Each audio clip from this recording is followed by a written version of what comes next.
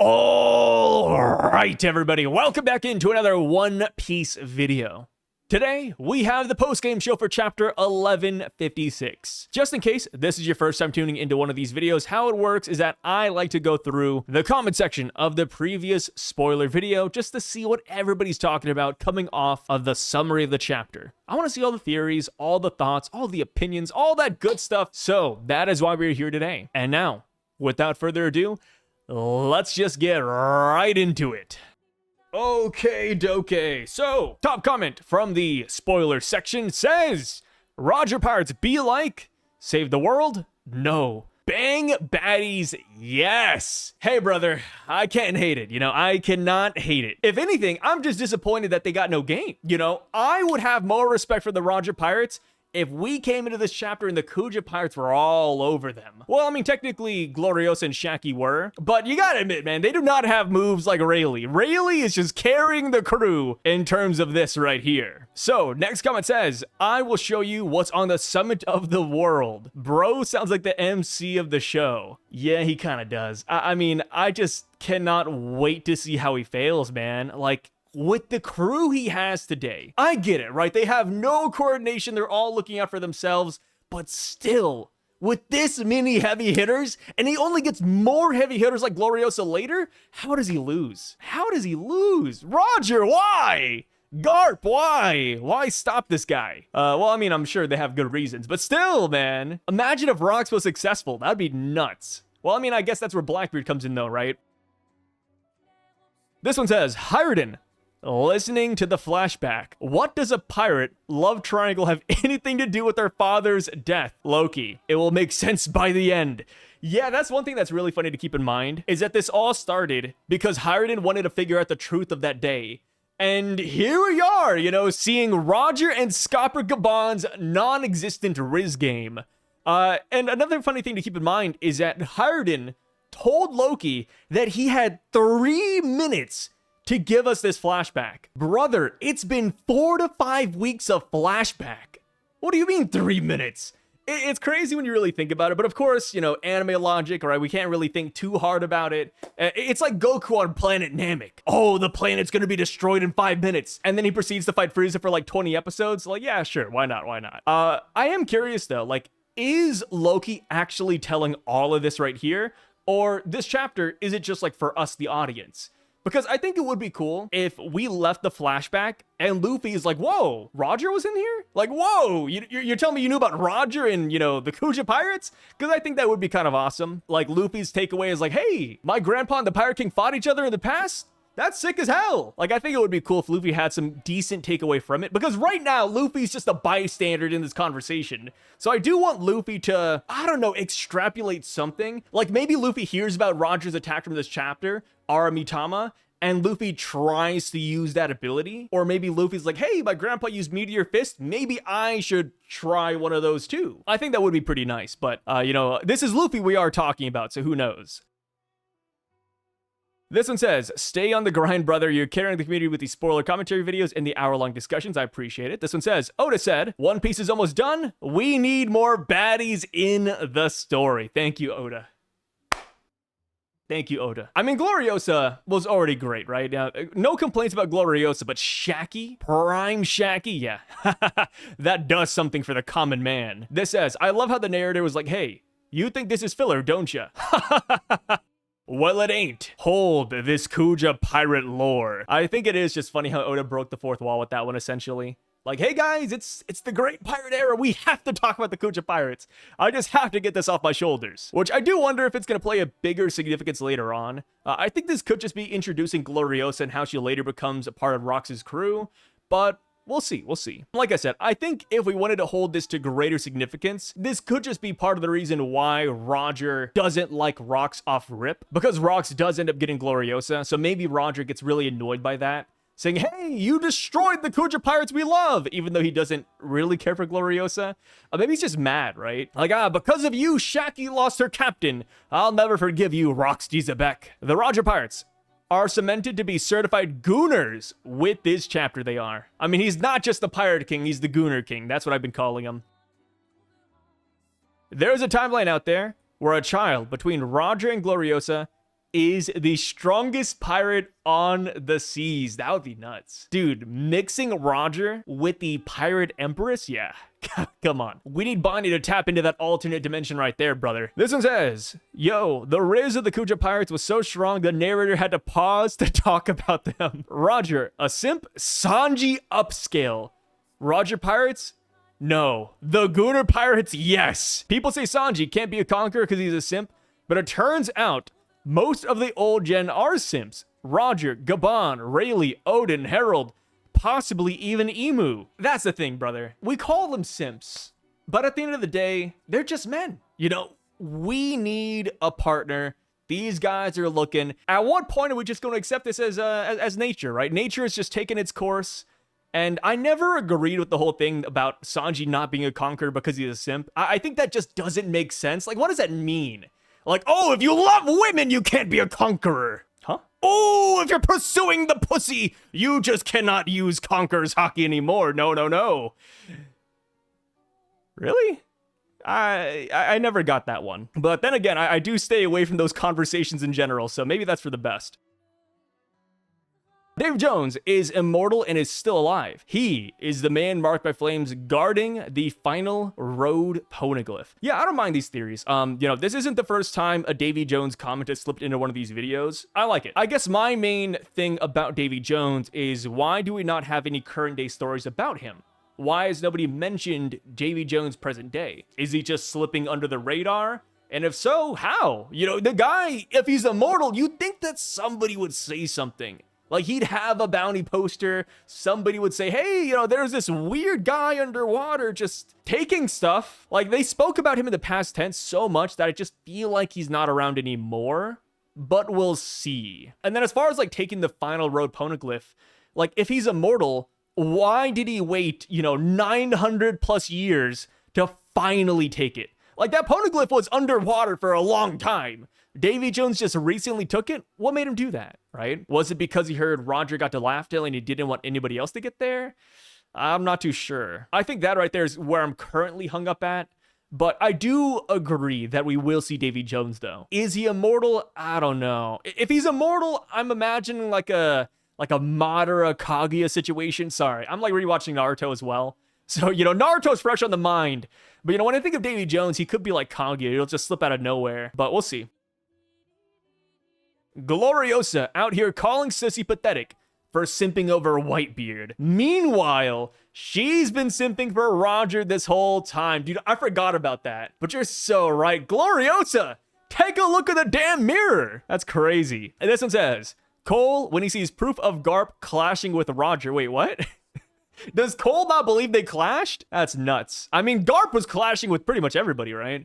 I mean, Don Shinjiao is a prime example. I mean, clashing with Roger? Yeah, come on. The fact that Loki was given the option to live with Ida now is pretty depressing. If only he hadn't met Rox, he probably would have said yes. Also, I think Rox's description of Destined Day all but confirms that he has some kind of ancient knowledge.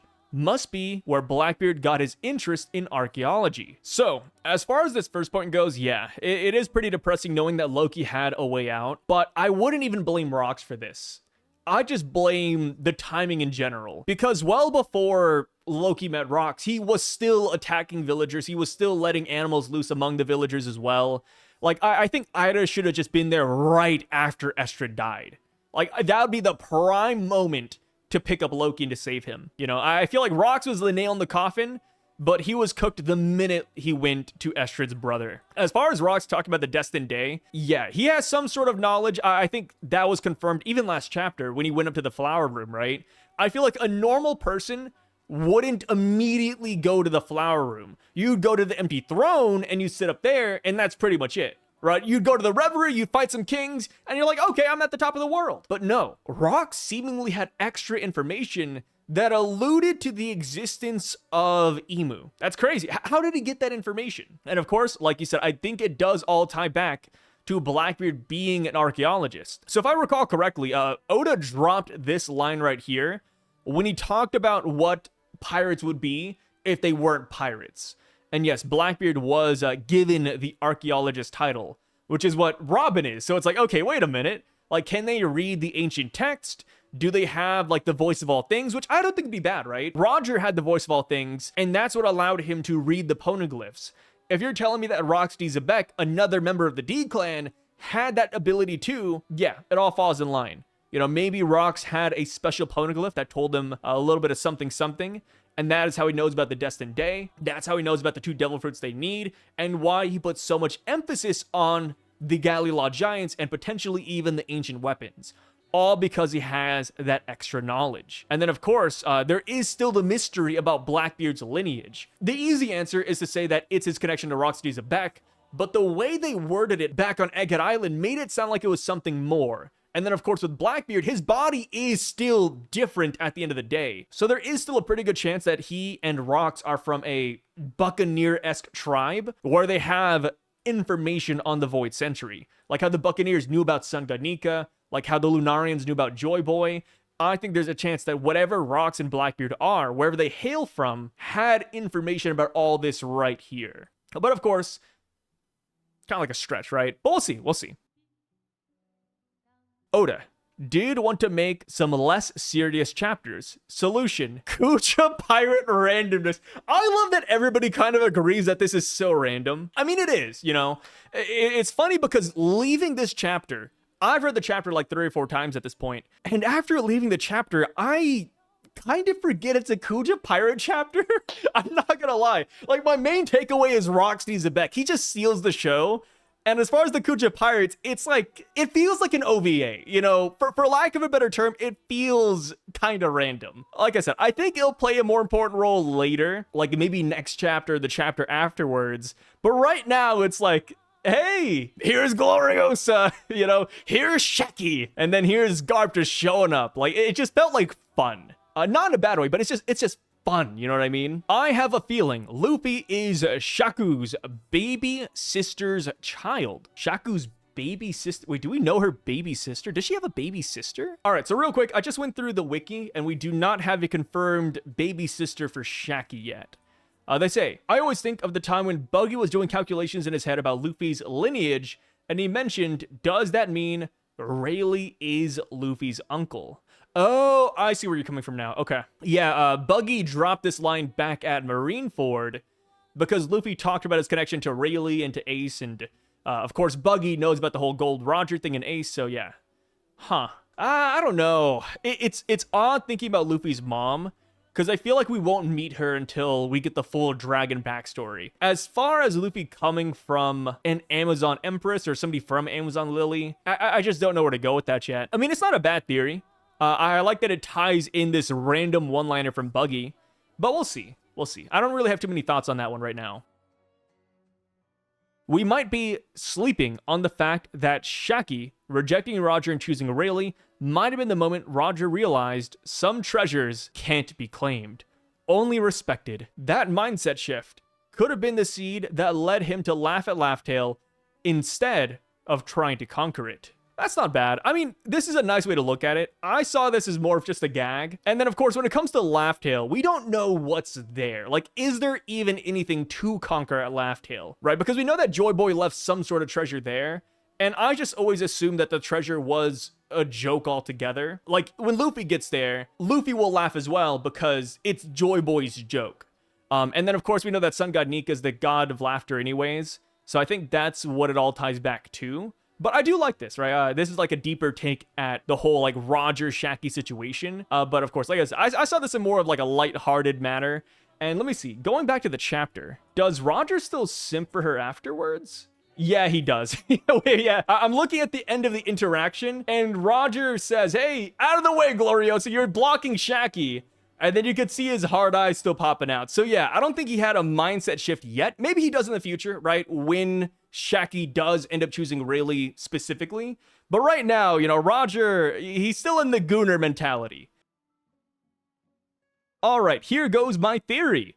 What if the 2 devil fruits needed to obtain are Luffy and Kuma's fruit? Okay, Kuma, that's a new one. They say when you awaken a Zoan fruit, the user becomes part of the animal god creature their fruit belongs to. So what if Kuma's fruit extracts the memories of Nika from Luffy, and then they can go back and watch the true history of the sun god and find out how to actually defeat Emu. This would explain why Rocks went to God Valley and why Kuma's backstory was so important to tell.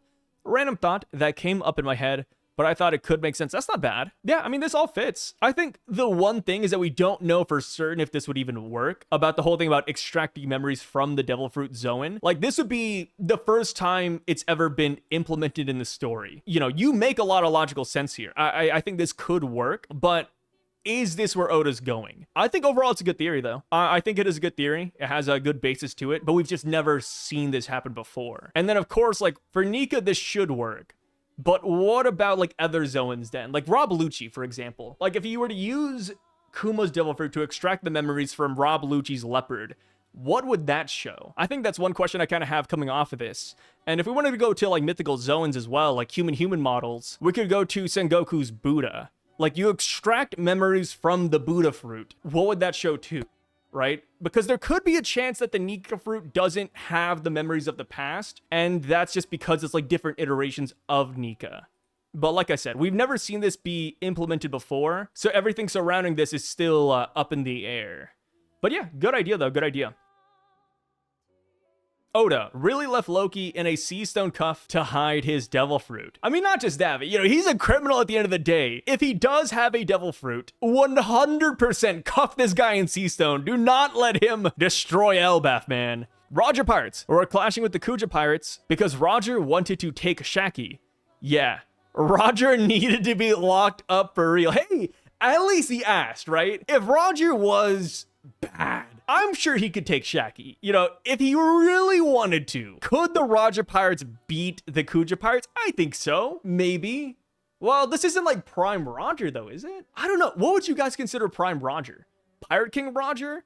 Or Roger right here? Or Roger at God Valley? I think that's a pretty, like, popular argument, right? Like, what do you consider their prime? And then if you're saying they get into their prime when they're older, what about Luffy? Is Luffy in his prime right now, or does Luffy hit his prime when he hits, like, 40 or 30 or something? It's always interesting when you think about characters like that. Like Kaido, for example. Kaido here is young, but people don't consider Kaido to be in his prime until he gets into his 50s. And then people call this Big Mom Prime Big Mom, and then it's also like, wait, but Big Mom gets stronger when she's older. But not too old, because then you turn into Gloriosa and you turn into Miss Bockings. So it's like a weird thing. I remember I talked to Tekking about it, and he said the prime age goes up with Oda's age. And I was like, oh, that's a fair one, man. That is a fair assumption right there.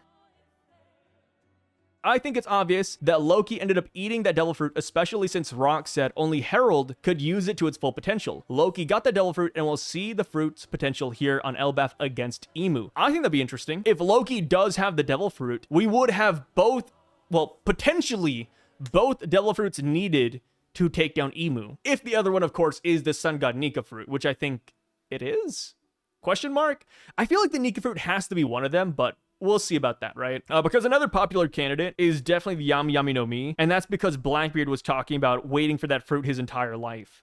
So I think the Yami Yami has a good chance to be one of them, and Sun God Nika as well, because Sun God Nika historically has taken down Emu. As far as Loki having it, like I said, I don't mind Loki having that devil fruit. It's just that we'd have to fill in the gap of how he got the fruit, right? Because the person who went into the treasury room was not Loki. That character was not Loki at all. So did Loki follow that character, beat them, and then eat the fruit? Was it a fake fruit? And then Loki had the real one all along? I think that's something we do have to tackle eventually, which is why we're in this flashback, right? This whole flashback is to get to that day so that we can finally learn the truth about what happened.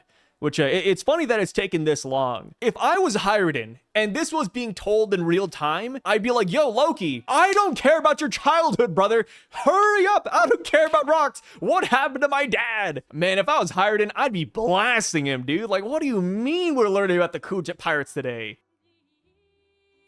It only took 3 chapters for Oda to completely destroy the Roger agenda. No comment on that one. Well, I'll comment, actually. I don't know, brother. Like, I like Roger. I do. I like him as the Pirate King. But in terms of, like, my favorite characters, Roger's just never been, like, super high on the list. And that's because we don't have enough from him, right? I feel like once we get the Laugh Tale stuff, once we get the post-mortem stuff, like, I think Roger will definitely go up in my list. But right now, he's just like very middle of the road. Whereas Rocks is going freaking crazy. And it's funny because I was waiting for a Roger chapter. You know, my main thing, it's not about strength feats, mind you. Like, strength feats, I think, do help a lot, but it's about character, about personality and vibes. And I was like, yo, like, we just need a Roger chapter to dial back all the Rocks Xebec hype.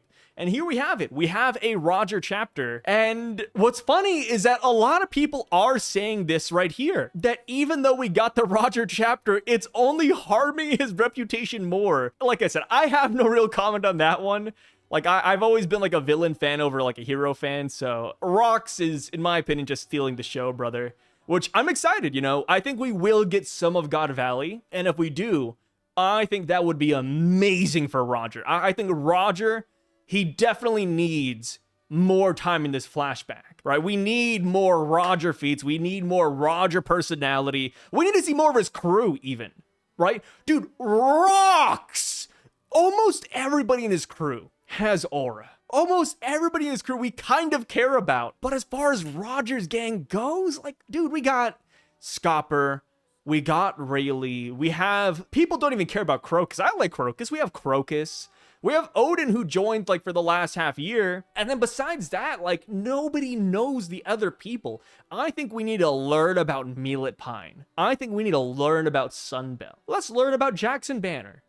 Let's learn about... Brother, I can't even name any more Roger pirates. Roger has 36 people in his crew. I can't name a single one minus them. Of course, I could say Buggy and Shanks, but I feel like they're too easy because they're just, what, cabin boys? So they shouldn't even technically count. Roger pirates. I'm looking them up right here on the side. Who else do they have? Spencer? Oh, yeah, they got a guy named Spencer. Moon Isaac Jr. A guy named Rowing. Brie. Don't forget about the Blue Marine.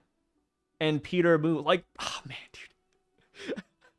Saying these names out loud doesn't even help, brother. When you compare it to Shiki, you know, Wang Ji, Silver X, Captain John, like, brother, we need to give Roger's gang, here we go. We need to give Roger's crew epithets. Hear me out. You know, Spencer on paper doesn't sound the best. I like the name Spencer in real life, but in One Piece, Spencer's like, you know, kind of down here. Give Spencer a crazy ass title.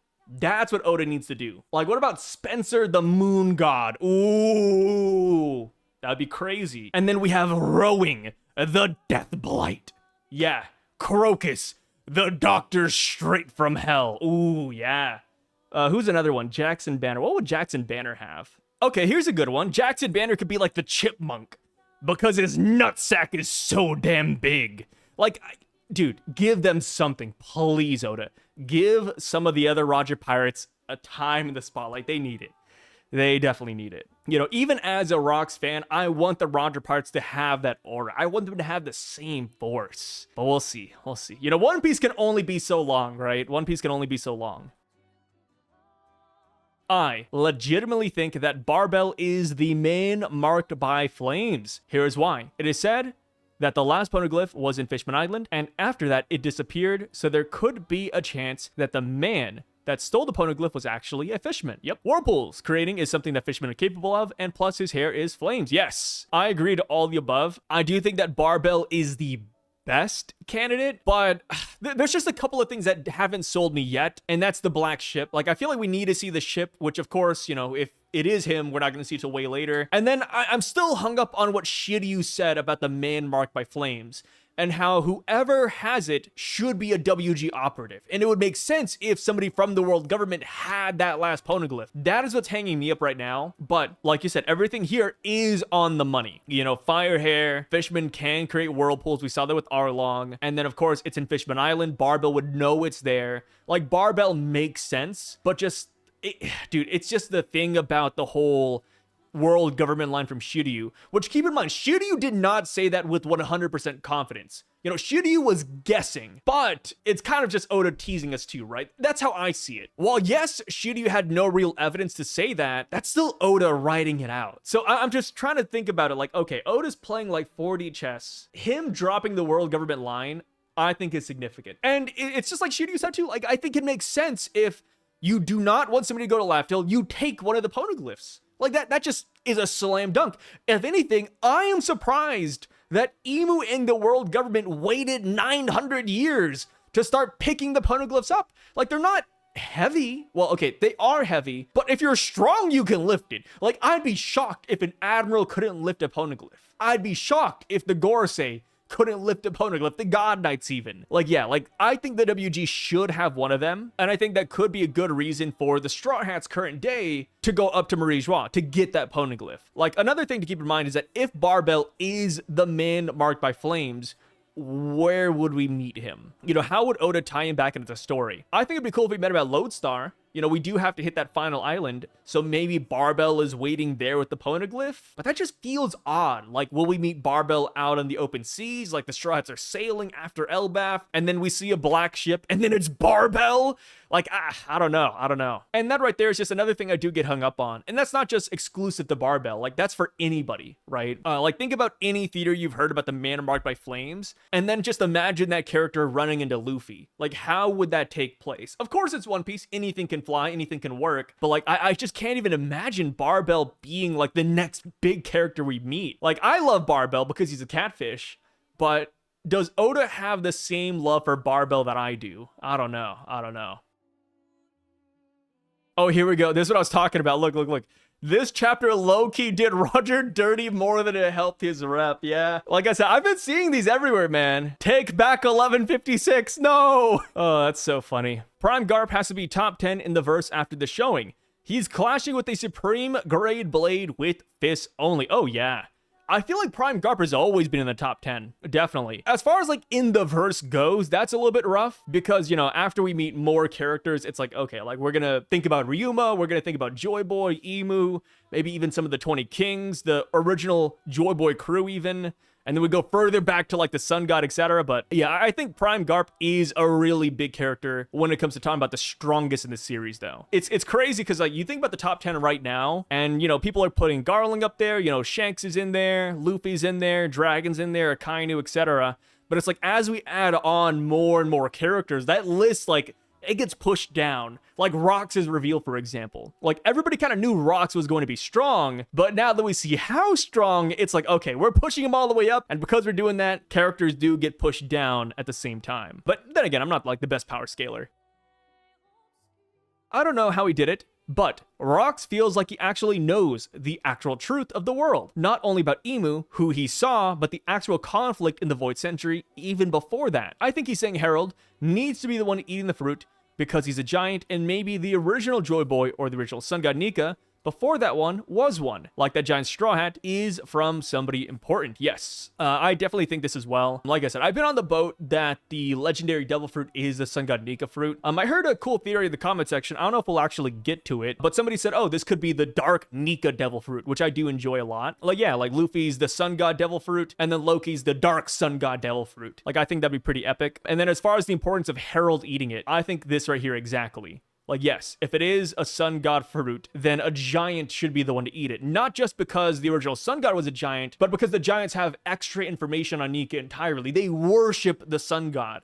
So they should be able to adapt to the devil fruit better than a regular person. Like, for example, like day one Luffy, no idea what the sun god was. He was just stretching around willy-nilly. But if you were a giant and you were stretching, you would probably scratch your head and say, wait a minute, Nika does this.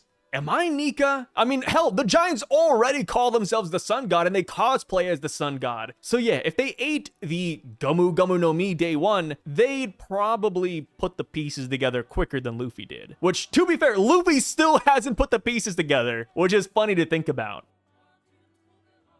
Rox, saying that he wanted Herald to eat one of the two crucial devil fruits, kind of suggests that he couldn't have two fruits at the same time, unless he was already, quote, fully loaded, that is. That is true. I think another thing too, I mean, I doubt this is it, but another like headcanon-y way to think about it is that Rox really wanted to fight with King Herald.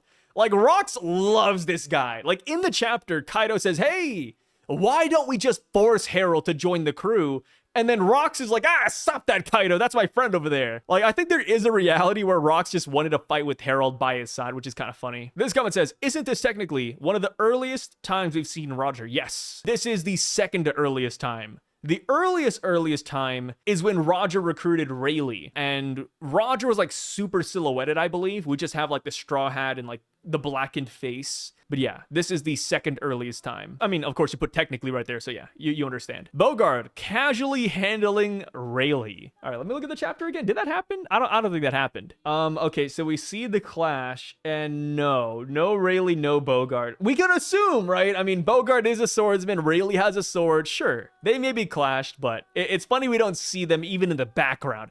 I think this right here would have done great things for the Bogard agenda. But nope, not even a background panel. That's crazy. Not even stick figures. You know, Oda's, every now and then he'll do like little stick figures in the background. Not even that. Not even that. Rocks took everyone's crew except Roger's crew. I didn't even think about that. No, you're so right. Rocks is going around recruiting everybody he deems important. He didn't even try to take Roger's crew, man. I mean, maybe he did, you know. We still have not seen an interaction yet. But imagine Rocks looks at Roger's crew and he says, no thanks. He looks at Spencer, Peter, Moo, Blue Marine, and he says, hey, Roger, keep him. Keep him, please. I will Davy back fight you to make sure you just stay away from me. Please. Oh, God. Yeah, that's something, man. That's something. Sai, remember, the narrator is supposed to be Gabon. He would know that the Kuja's significance in that era. That's probably why he brought them up. I'm pretty sure it's Loki's. Is it Loki's flashback? I mean, it's kind of Loki's flashback, but it's also Gabon's too, because he was there. So it's a little bit of both. Let me see. All right, chapter 1152. That is cruel, brother. Do you really want me to relive that day? I don't want to remember. It was truly awful. And then boom, the flashback starts. It feels like it's just Loki's flashback, but I get what you mean. You know, Scopper Gabon did chime in a little bit, but it looks like Loki's the one who's primarily telling this, right? Scopper, he even said that he didn't know what happened in the castle. He just thinks something else happened, but Loki's the one who really brought us in. And then, of course, the time limit is for Loki and not Scopper Gabon as well. But honestly, the way I'm thinking about it right now is that this is just a One Piece thing. I think this is just like a pure One Piece flashback. Like, this reminds me of Nolan. You know, I just finished Skypiea the other day, and nothing really triggered the Nolan Calgara flashback. Like, yes, we had the people there, but they just simply thought of it, and then boom, we got like the full Nolan perspective, which the Shandorians shouldn't know about. And then we also got the Calgara experience as well. So it's like, okay, like what's going on here? I think this is just like a flashback in general. Like when I think about the narrator, I think it's genuinely just the narrator. I don't think it's like necessarily Gabon. You know, this is like Oda kind of just inserting himself, in my opinion. Chat, what we are seeing is a young Roger pre-God Valley, no mustache, just him and a straw hat. Yes. And I do wonder, this has been a question for a while now, and this will be the last comment, by the way. But why does Roger's Jolly Roger look the way it does? Like the whole thing with like the double like gold mustache, like where did that come from? He had this flag in the past before he had the mustache. Why?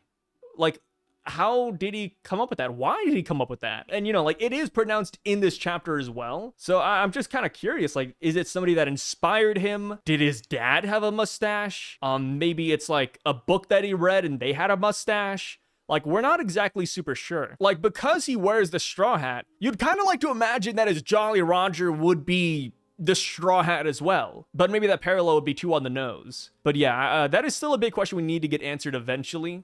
And hopefully we get that in this flashback. But with that being said though, y'all, that is it for today's video. Thank you so much for stopping by, checking everything out. And also appreciate all the comments, guys. You know, obviously we could not have this video without you all and your inputs. And yeah, that's pretty much it. Chapter's been out for about a day or two now. So let me know all your follow-up thoughts about it down below. And I will catch you guys when the next chapter's spoilers drop, which should be around the corner, I think. I don't know. It's a break week, but it's a magazine break week, so sometimes we do get leaks, sometimes we still get the chapters regardless, but of course, we'll see. Whenever they drop, though, we'll be there. But until then, you guys take care, peace out, and have a great rest of your days, brother.